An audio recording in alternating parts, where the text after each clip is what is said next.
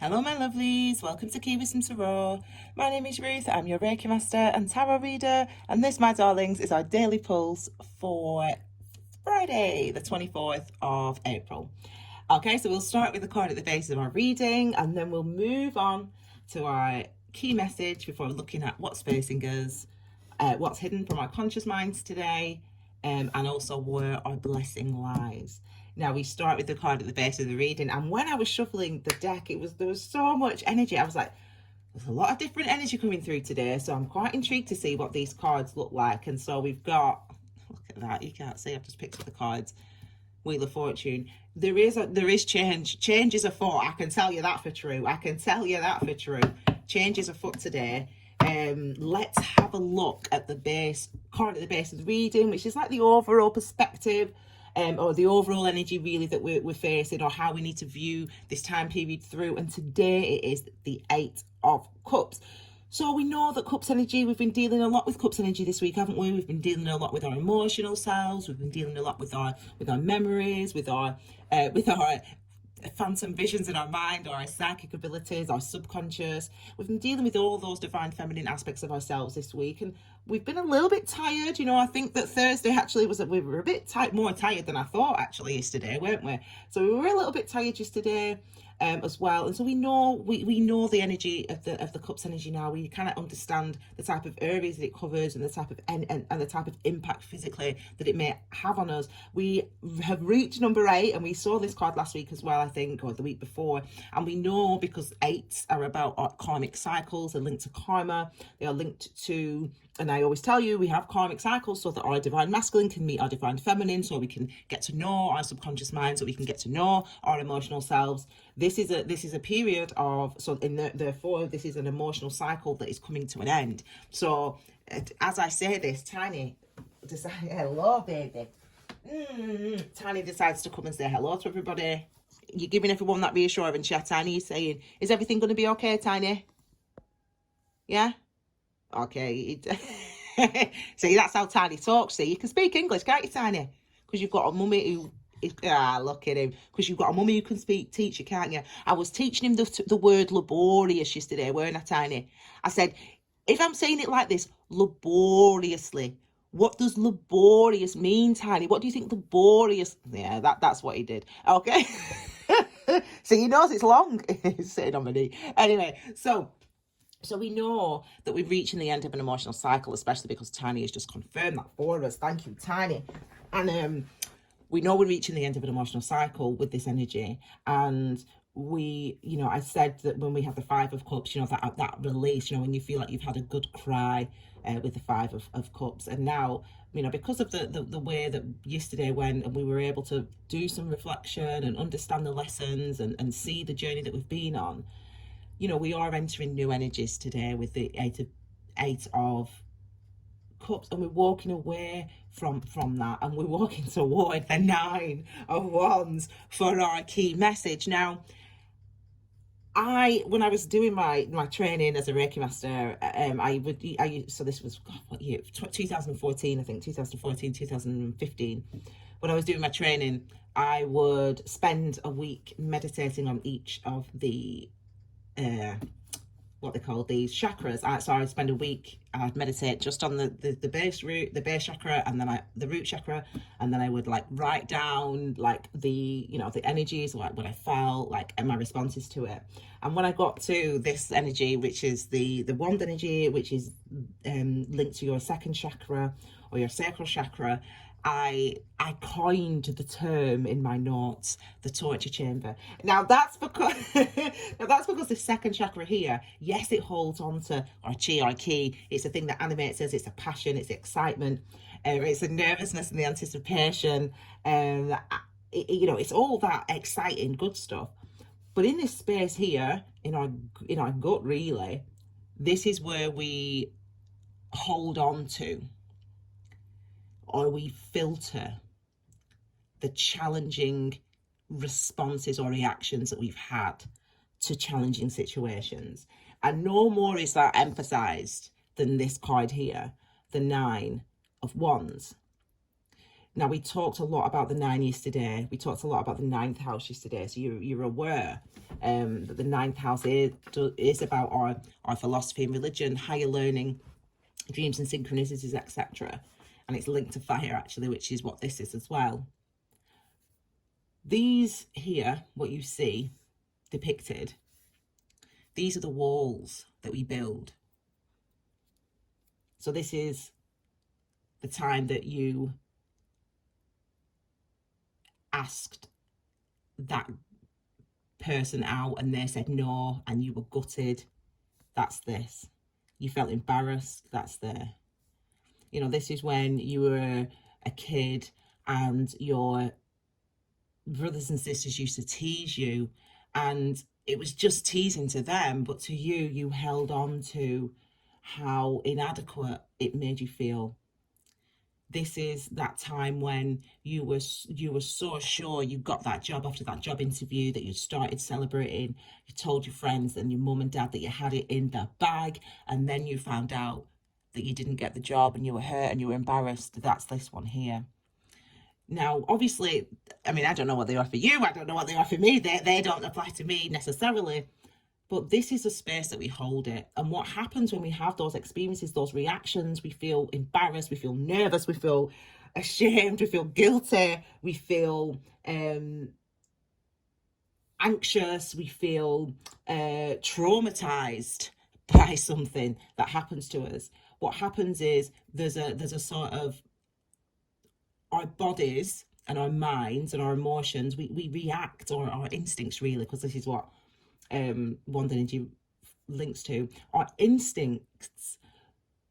So the first time you do it, the first time you react that way, it's okay, but the instinct becomes sort of ingrained and embedded in the fabric of you, of your, literally of your physical body, and literally of your emotional body as well. And it's all stored in the torture chamber, aka the sacral chakra, aka the seat of your soul. And it's all about noticing that today with the number 9. So remember, it's about our higher learning, the number 9. It's linked to the Hermit energy. It's about actively engaging with, and this is about looking at it, seeing it, noticing it, recognizing that you, not just you, me as well, we still carry, you know, the time when they said no, or the time when that person embarrassed, but whatever it is, you know, I don't know what they are for us, but you know, this is what they represent. Really, they represent the sort of the things that we hold on to energetically, and that they just become, you think that they are a part of you. I thought that they were a part of me. They're not. They're temporary, just like everything else in nature. You know, you're not fixed. You're not, you know, people talk about, you know, this person's got an addictive personality, for example. Well, actually, this person doesn't have an addictive personality. I don't care. There's no such thing as an addictive personality. There's things that people do, and that's this. It's, you know, their responses and reactions to everything that's ever happened to them. You know, that's who we are today. So who I am today is because of the things that have happened in my life up until today. Same for you. And and if we have different experiences today or tomorrow, then that means that I can be different, and I will be different, and I will change, and I will shift. And that's exactly the same for you. And that's exactly what the key message is today. The key message is today is to look at the things that we hold on to look at the walls we've built, to look at the so every time you hear that word, or every time you hear his name, or every time you hear that song, and you have that feeling in your body, it's time to look at those today. That's what this card represents. That's what this energy represents. So today we're looking at that. That's the key message. You know, look at this stuff. Look at these wounds. Recognize, and you can now, that, you know, because it's not just emotional stuff that we hold on to. As I said, we have these energetic, these almost instinctual responses that we have. I mean, I remember, you know, now everyone's going to be covering their faces, which is, you know, around the world really, aren't they, with these masks? It's going to happen, and that's good, you know, to stop the spread and all that stuff. But I remember a few years ago on Facebook, I don't go and use Facebook anymore, to be fair, even though I do have a Facebook, I never really use it. But anyway, I used to, you know, years ago now, a couple of years ago, everyone was talking about, you know, women shouldn't not be able to wear burqas, and, you know, I should be able to see, this is what people were saying on Facebook, it was doing me head in, I should be able to see her face. I think it's, you know, it's not, they were kind of making it sound like it was uncivilized to sort of walk out in the street without everyone being able to see your full face. And I was like, listen, mate, I said, you better not live in Headingley then in Leeds, because it's always fancy dress with students there. They've always got masks on. Oh, well, that's different. Well, why is it different, love? So what you're saying actually is that you just, anyone who thinks they can tell any woman or any man what to wear, I think you need to just go sit down, love. You need to sit down. That's what you need to do. Who are you to tell me or anyone else what I can wear, what I can put on my face? Don't be anyway. So now, that's me. That's me. I hope it angers me and it hurt me, you know, that people were trying to use these, oh, it's uncivilized, or, you know, it's uncivilized to do this, you know, as an excuse to sort of bash these women. But really, they were being xenophobic. That's what they were being. And I suppose that my wounding comes from, you know, I'm you know, British, born here, born and bred. All my brothers and sisters obviously born here. You know, but my mum and my dad weren't born here, and my mum and my dad are from Nigeria. And my mum and my dad got married when my mum was 15, and there was a war going on in Nigeria called the Biafra War, and we're from the southern region. I don't know why I tell you all this stuff. We're from the southern side, the south side. We're from the southern, or the delta region of Nigeria, my family, and that's where all the oil is, and that's where all the wealth is, all the oil is. Well, that's where the oil is. So the Biafra War, just in the 50s, I don't know why I'm telling you this anyway, but basically the Biafra War, at that time, what was going on, so my granddad was the Ovi, like as in Ovi, the OVA, the chief, the king, the first one of the region. And they're very important, actually. They were very important at that time. I didn't realise how important they were. So yes, I'm actually royalty, actually, officially. But anyway, I digress. So they had to come over here. And I think that when you're from a culture where, and my culture, I'm Nigerian, but I'm also British, obviously.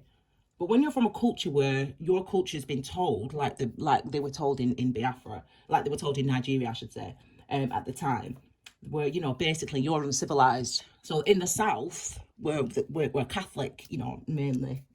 Down there, if you will. So like my family, Catholic, etc., Roman Catholic. Anyway, and what the British said, are the colonial forces, but this was only in the 50s. So what the British basically said was that, you know, in the south, you're basically savages, and so we're going to basically move the wealth from the south, from the oil, up to the north, which is where they're much more civilized.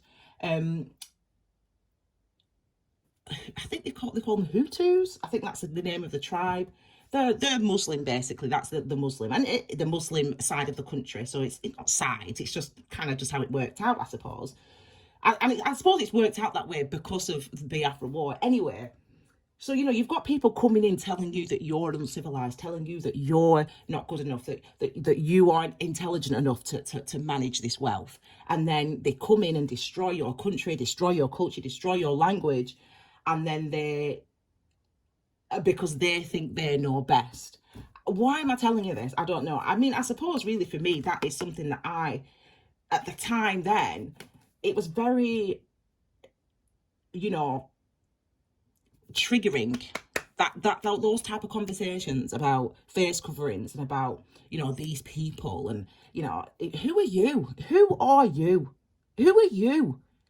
Because really, what happened in I'm talking about, I'm so sorry about this, but really, because what's happened in this world, what has happened in this world is that you know, colonialism's happened. You know, the Europeans went into Africa, you know, and other places in the world, and developed it, and whatever. Not anyway. Basically, what I'm saying, what I'm getting at here is that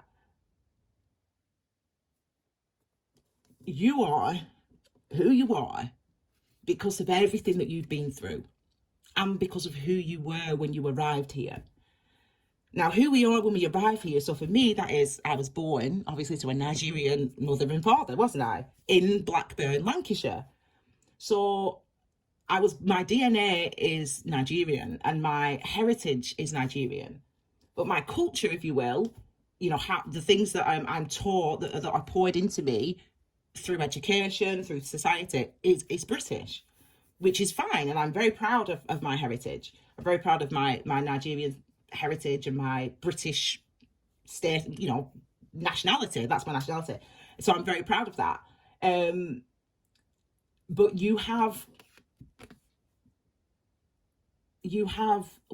I have things ways that we react, that you don't even maybe realize, so when I'm talking, I didn't realize, I'm 15 minutes in and I've not done anything yet, but I didn't realize that, I felt that way really. And having those conversations a couple of years back about the burqa and, they should wear they can wear what they want, love. It ain't got nothing. Who are you? That culture is way older than your culture's ever been. Anyway, I'm going off. Listen, I won't give you no archaeological lesson now, love. I won't tell you where language developed. I won't tell you where the first what are these things called? Like what are they called when they smelt it down? Bronze Age. I won't tell you where that began. I won't tell you that, that was in the middle of that. Anyway, we're not going there. Well, basically, I'm just saying that this is the type of stuff we're looking at. And clearly, I'm here live looking at that stuff with you today. So we don't avoid it because it's part of you. It's part of me. The wounding is, the anger is, the annoyance is. When it says here, do not anger, it doesn't mean don't get angry. It means when you get angry, notice why you're angry. When you are worried, notice why you're worried, and notice what worries you. And that's where we're at today. We're in that space. I'm literally here. You can see I'm in that space where I'm talking to you guys about this and that and the other, and we're going back to the 50s, love. It's usually we go back to 11th century, so today we're staying, this is modern for me. But anyway, we're looking at that stuff and look at the thing, what it gives us, what we receive from that is the energy of the Six of Swords. So this is your divine masculine, your divine feminine, your inner child here, if you depicted on this card, and it's our sword energy. So it's about your thoughts, mind, clarity, consciousness, communication. As you know, it's about our awareness. It's about engaging with our awareness. It's about engaging with the wounding. It's about recognizing the blessing of these things. So I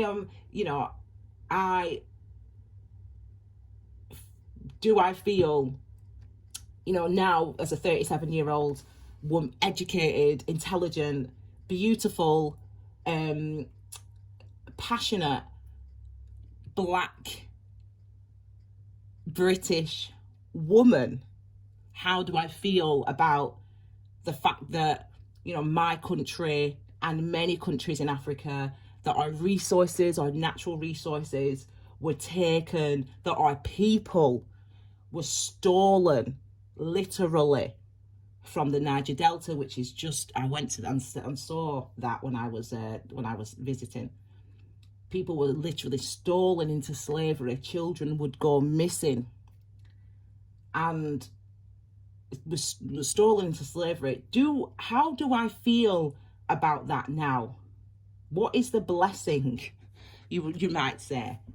Is that just something to be angry at? Well, the blessing is one, I feel connected to those people. I feel connected to all those people that went before me. I don't know. I'm going to say this. I don't know, because this is me. This is my life. It's my perspective. So for me, I feel like I'm part of something. I feel like, my heritage and my family and my name, I feel like I'm part of it, and I can literally trace back, thankfully, because my ancestors, we're very prominent in building Nigeria up in the first place. There's literally a town, an area in Nigeria named after my family. That's on my dad's side, and then, as I said, on my mum's side, my granddad was the chief, the first Ovier of Jesse, and that will never change. He will always be that. And so I feel connected to them, to my immediate relatives, but I also feel connected to the people that went before us. I feel like there's such richness in my culture, and I as in my Nigerian culture, and I love that. But I also love the fact that my mum, even though she wasn't very happy about it, I don't think at the time, when she had to come over here, there was a freaking war going on, people. She was 15, and she was a daughter of royalty, so she was lucky, really. She was lucky to be able to, my mum and dad were lucky to be able to come over here. Anyway, so, they had, a nice big house, and it was massive, to be fair, and they used to rent up some of the rooms up top of the house, but this is before I was born. And, my dad was a landlord, my dad's was an accountant. Anyway, I'm digressing. Basically, I'm saying, how does it make me feel now? It's part of who I am, isn't it?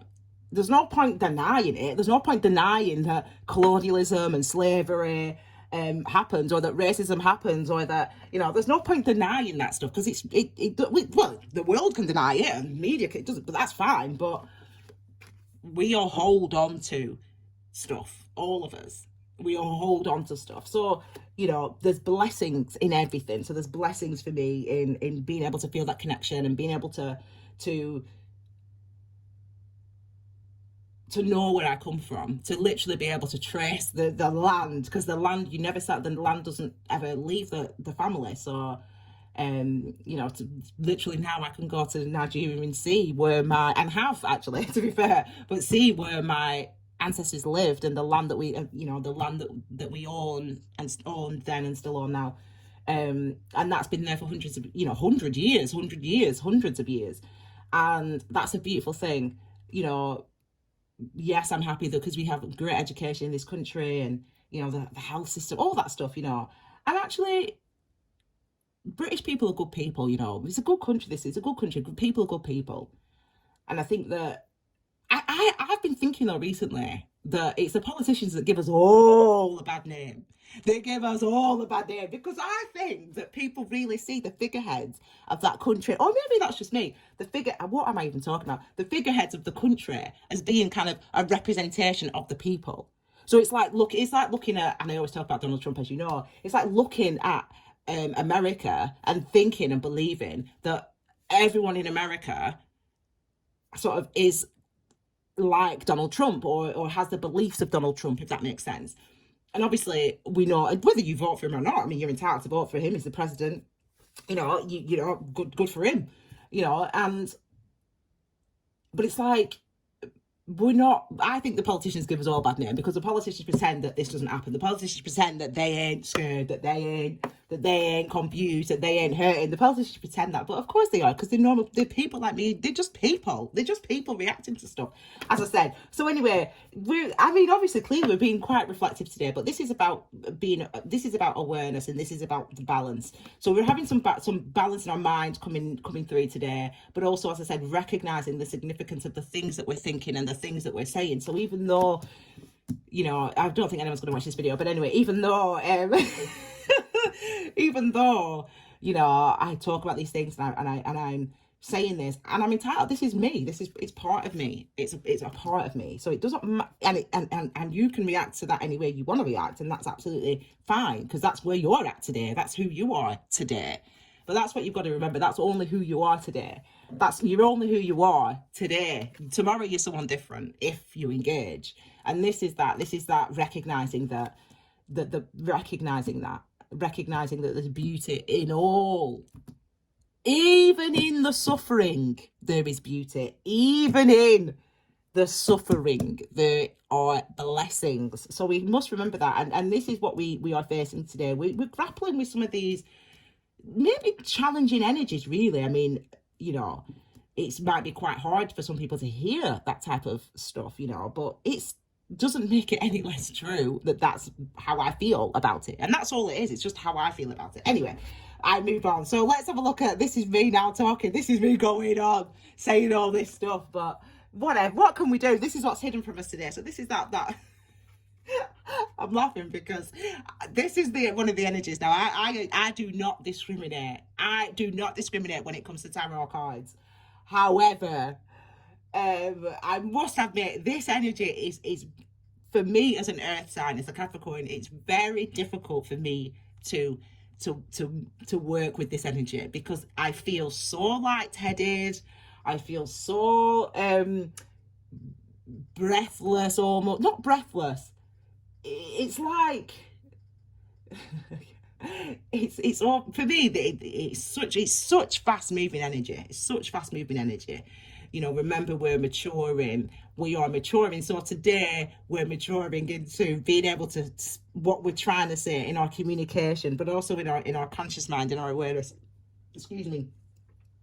We're maturing, but we're making fast progress, so fast that we might miss some of the details.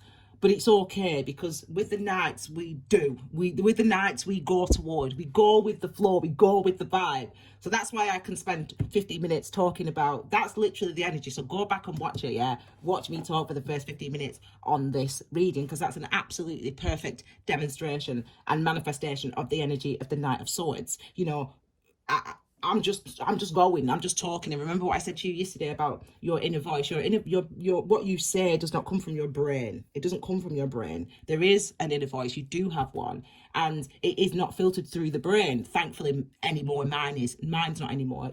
Obviously it used to be like everybody else's. Oh no, maybe I don't know if that's like everybody else. Anyway, I'm doing the Knight of Swords, but you know, so you'll be having some of your inner voice coming out today, which is good. So just know that, as I said, it's nothing's permanent. You know, nothing's permanent. So you're not permanent. We are not permanent. The country's not permanent. The people who, you know, people's views are not permanent. They might think they are, but they're not.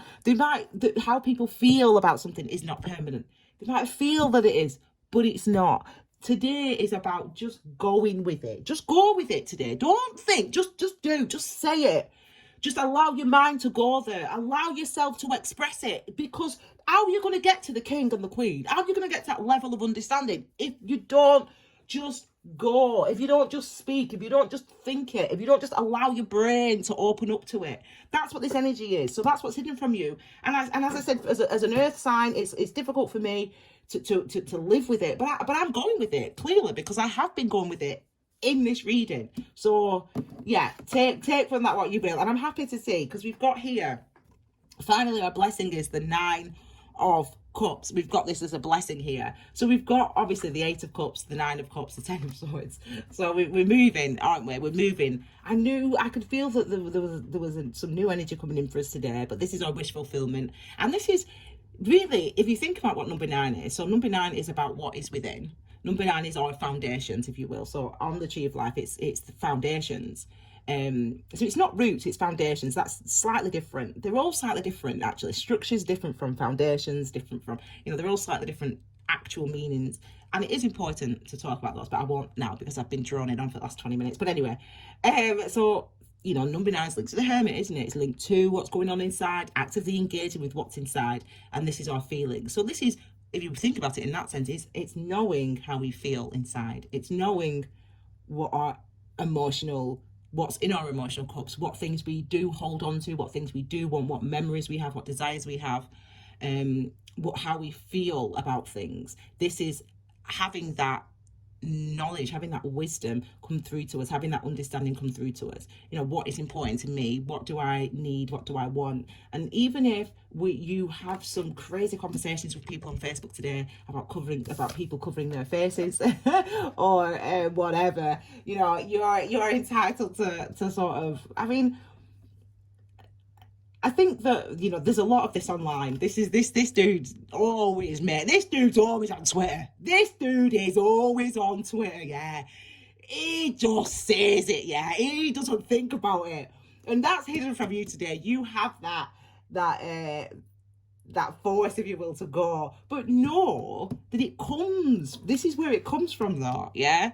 It's today, the things that we're saying, the things that we're doing, the things that we're communicating, where our brains are going, where our brains want to go, what we're aware of today, comes from this energy of the 9 of Wands, comes from these walls that we build, you know, comes from the shorthand for this card is post-traumatic stress, isn't it? That's the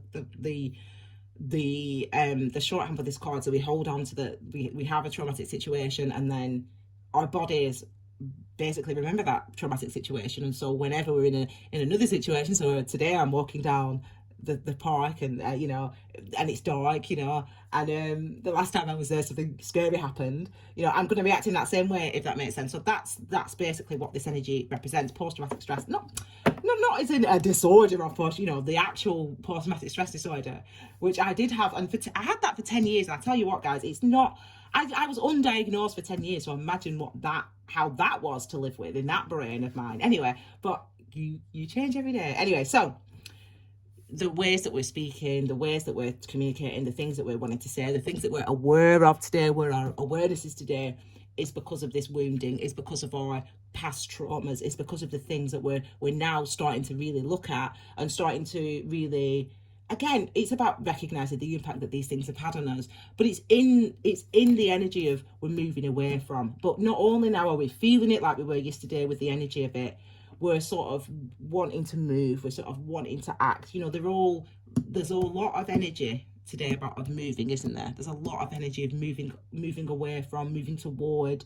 There's all that type of energy. So it's there's a lot of that going on. We're shape shifting today, really. We're shape shifting. So there might be some emotional roller coasters for some of us, but not in a sad way, just in a way of waves of awareness, I suppose. So if you're like me, this video could have really opened your mind up to something, if that makes sense, that you could, oh my god, like think about this or think about that, and you go with it, go with that feeling, because and go with where your mind wants to go. And if you want to be angry, I mean I wouldn't suggest you go online and start abusing people, but I wouldn't suggest you go online and start abusing people, but notice why you're angry, notice where the hurt is, notice where the pain is. And I will do that. I need to do that as well myself. I do these, the things that I tell you to do, I do them myself, to be fair, because it does help me. So anyway, my darlings, interesting reading, actually. Interesting reading, interesting day. This is what I had a glass of wine last night, and just one. I never drink during the week. I never drink at home, to be fair.